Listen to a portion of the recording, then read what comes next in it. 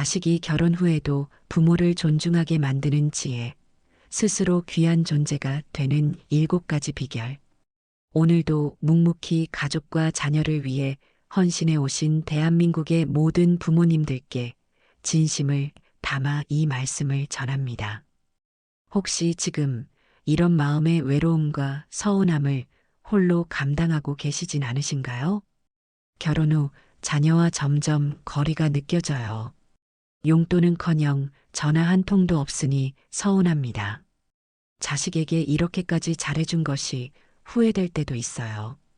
만약 그런 외로움과 섭섭함이 마음 한 구석을 차지하고 있다면 오늘 이 영상을 끝까지 시청해 주시기 바랍니다.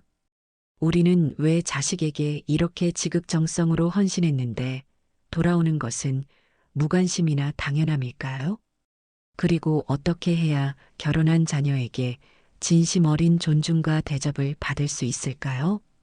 그 해답은 바로 자녀에게 먼저 베풀지 않는 지혜에 있습니다. 처음엔 고개를 갸웃하실 수도 있지만 들으실수록 아, 이게 맞는 말이구나 하고 깊이 공감하실 이야기입니다. 오늘 영상은 부모가 결혼한 자녀와 건강한 거리를 유지하며 스스로 귀한 존재로 우뚝 서는 방법, 그리고 결국 자녀에게 진심으로 존경받는 삶을 사는 진정한 비결까지 모두 알려드리겠습니다. 오늘만큼은 자녀를 위한 시간이 아닌 오롯이 나 자신을 위한 소중한 시간으로 만들어 보세요. 그것이 바로 부모와 자녀 모두가 행복해지는 새로운 시작점이 될 것입니다. 먼저 베풀지 않는 지혜. 첫 번째, 자녀에게 먼저 베풀지 마십시오. 그것은 사랑이 아니라 착각입니다.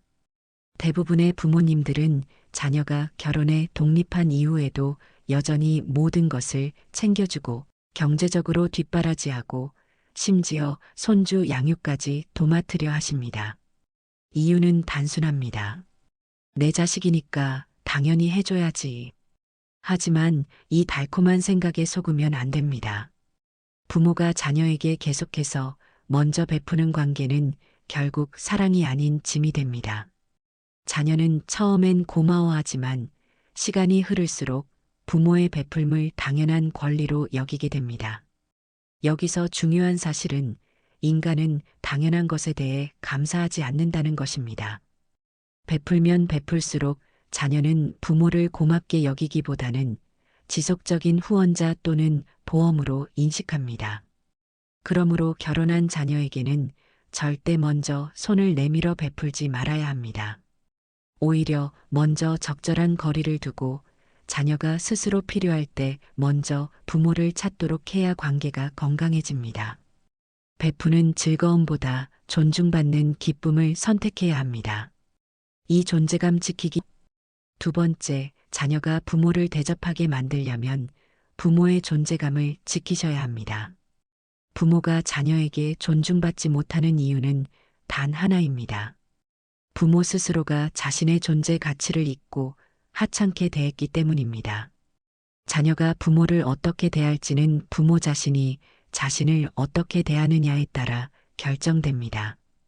늘 자녀에게 이렇게 말씀하시진 않나요? 나는 아무거나 먹어도 돼. 너희는 좋은 거 사 먹어.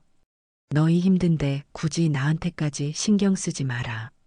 이 말들이 겸손하고 따뜻하게 들릴 수 있지만 그 깊은 속에는 나는 별로 중요하지 않은 존재라는 자기 비하의 마음이 담겨 있습니다. 그리고 그 감정은 고스란히 자녀에게 전달됩니다. 결국 자녀는 무의식적으로 생각합니다. 우리 엄마 아빠는 그런 거 바라지도 않으시니 굳이 안 챙겨도 괜찮겠지. 여러분, 자녀에게 존중받고 싶다면 나 자신부터 귀하게 여기셔야 합니다. 내가 나를 대접할 때 자녀도 그 태도를 배우고 부모를 귀하게 대접하게 됩니다. 거리두기의 지혜. 세 번째, 결혼한 자녀와의 거리두기는 무관심이 아니라 지혜입니다. 자녀가 결혼하여 가정을 이루었을 때 부모는 이제 자녀의 삶의 중심이 아니라 외부 가족이 됩니다. 이제 자녀는 배우자와 자녀, 그들의 새로운 가정을 중심으로 살아가야 합니다. 이때 부모가 지나치게 개입하거나 간섭하면 고마움보다는 부담감과 간섭으로 느껴지기 쉽습니다. 애 맡기려고 전화했더니 또 시어머니 친정 엄마가 잔소리를 하시더라. 우리 집안일인데 왜 그렇게 시시콜콜 관여하시지?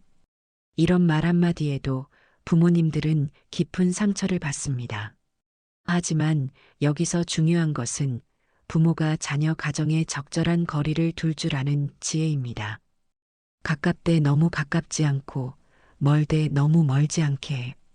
이것이 바로 결혼한 자녀와의 관계를 오래도록 건강하게 유지하는 비결입니다. 적당한 거리두기는 서로를 더 소중히 여기게 만들고 자녀가 오히려 부모를 먼저 찾게 만드는 마법입니다. 본보기가 되는 삶. 네 번째, 자녀는 가르침이 아니라 본보기를 보고 배웁니다. 많은 부모님들이 자녀에게 너는 나처럼 살지 말고 나중엔 부모 잘 모셔야 한다고 말합니다. 하지만 말로 100번 가르치는 것보다 부모가 어떻게 자신의 삶을 살고 있는지를 자녀는 눈으로 보고 배웁니다. 부모가 자신의 삶을 충만하게, 단단하게, 그리고 독립적으로 살면 자녀는 자연스럽게 부모란 존재는 저렇게 살아야 하는구나 하고 느낍니다. 주변을 둘러보면 이런 분들이 많습니다. 80이 넘은 나이에도 친구들과 여행을 다니고 소일거리라도 하며 스스로 밥벌이를 하시는 분들. 그런 부모님을 자녀들은 절대 무시하지 못합니다. 오히려 존경하게 되죠. 나이 들어서도 스스로를 책임지는 삶, 그 자체가 자녀에게 해줄 수 있는 최고의 교육입니다. 자녀에게 물질적인 도움을 주는 것이 능사가 아닙니다. 보여주는 삶이 자녀의 태도를 바꾸는 가장 강력한 열쇠입니다. 5. 기다림의 주도권. 5번째, 기다리는 부모가 아니라 기다려지게 만드는 부모가 되세요. 부모는 자녀에게 기다림의 존재가 되어선 안 됩니다. 전화 올까, 언제 올까, 손주들 데려오려나, 이렇게 자녀를 향한 기다림의 마음으로만 살면 외로움만 깊어집니다. 오히려 이렇게 살아야 합니다. 엄마가 이번에 친구들과 여행 가느라 바빠서, 아버지가 바둑 모임 때문에 이번 주엔 시간이 안 돼. 이렇게 스스로의 일상을 활기차게 만들어가며 자녀가 시간을 내서 먼저 찾아오고 싶게 만드는 부모. 이것이 진정한 관계의 주도권을 쥔 삶입니다. 자녀가 부모를 기다리게 만들려면 부모는 먼저 자신의 삶을 충실하게 살아야 합니다. 그래야 자녀도 문득 우리 엄마 요즘 뭐 하시나? 얼굴이나 보러 가자 하는 생각을 하게 되는 것입니다. 6번째, 진정한 부모 사랑은 존중이라는 이름으로 돌아옵니다. 여러분, 자녀의 사랑을 기대하기보다는 자녀에게 존중받는 부모가 되는 것이 훨씬 깊고 단단한 관계입니다. 자녀에게 대접받고 싶으시다면 스스로 대접받을 만한 부모가 되어야 합니다. 그것은 돈을 더 많이 줬다고 되는 것도 아니고 잔소리를 줄였다고 되는 것도 아닙니다. 바로 내 삶을 귀하게 여기고 내 존재를 사랑하며 자녀의 삶을 조용히 지켜보며 스스로 자립적인 삶을 사는 것. 이것이 바로 자녀가 부모를 진심으로 귀하게 여기는 방법입니다. 그리고 그럴 때 자녀는 절대 부모를 홀대하지 않습니다. 존경하고 사랑하고 무엇보다 그리워하게 됩니다. 여러분, 오늘 이야기 어떠셨나요? 가슴 한편이 찡하거나 오래 참아온 감정이 떠오르신 분도 계실 겁니다. 우리는 부모라는 이유로 너무 많은 것을 참아왔고 너무 오랫동안 베푸는 것이 당연하다고 여겨왔습니다. 하지만 이제는 그 관계를 건강하게 재정립할 시간이 되었습니다. 우리가 자녀를 귀하게 여기듯 우리도 자녀에게 귀한 존재로 대접받아야 마땅하지 않겠습니까? 이제부터라도 여러분 자신을 먼저 사랑해 주세요. 먼저 챙기고 먼저 귀하게 여기셔야 자녀도 그 마음을 배우고 진정으로 부모를 존중하게 됩니다. 이제는 자녀를 기다리는 부모가 아니라 자녀가 찾아오고 싶어 하는 부모로 살아가시기 바랍니다. 그 변화의 시작은 바로 여러분 자신으로부터 시작됩니다. 기억하세요. 늦은 것은 없습니다. 언제든지 부모는 부모답게 다시 태어날 수 있으며 그 모습을 통해 자녀도 변화합니다. 끝까지 시청해 주셔서 감사합니다.